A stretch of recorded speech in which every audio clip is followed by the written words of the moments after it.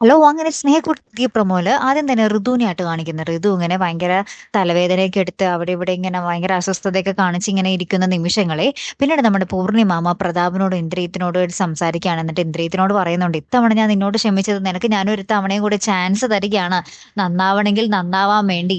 നീ നന്നായോ അല്ലെങ്കിൽ പഴയ പോലെ തന്നെയാണോ എന്ന് നമ്മുടെ ഇന്ദ്രിയത്തിനോട് പൂർണിമാമ ചോദിക്കുന്നുണ്ട്. അപ്പൊ ഇന്ദ്രിയത്ത് പറയുന്നുണ്ട്, ഇല്ലമ്മേ ഞാൻ നന്നായമ്മേ, എന്നെ പരിപൂർണമായിട്ടും വിശ്വസിക്കാം അമ്മേ എന്നൊക്കെ പറഞ്ഞ് ഇങ്ങനെ ഭയങ്കര വാക്കുകളൊക്കെ പറയുവാണേ.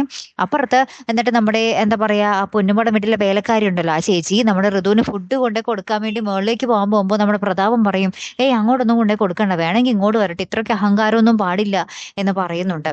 അപ്പൊ പിന്നീട് നമ്മൾ ഋതുവിനെയായിട്ട് കാണിക്കുന്നത്, ഋതു ഇങ്ങനെ നടക്കാൻ വേണ്ടി ശ്രമിക്കുമ്പോൾ ഒട്ടും പറ്റാതെ ഇങ്ങനെ നിലത്ത് വീണ് പോവുകയും പിന്നെ അവിടെ ബോധം കെട്ട് ഇങ്ങനെ കിടക്കുകയും ചെയ്യുന്ന ഒരു രംഗങ്ങൾ തന്നെയാട്ടോ കൂട്ടുകാരെ ഏറ്റവും ഒടുവിൽ നമുക്ക് കാണുവാൻ സാധിച്ചതേ.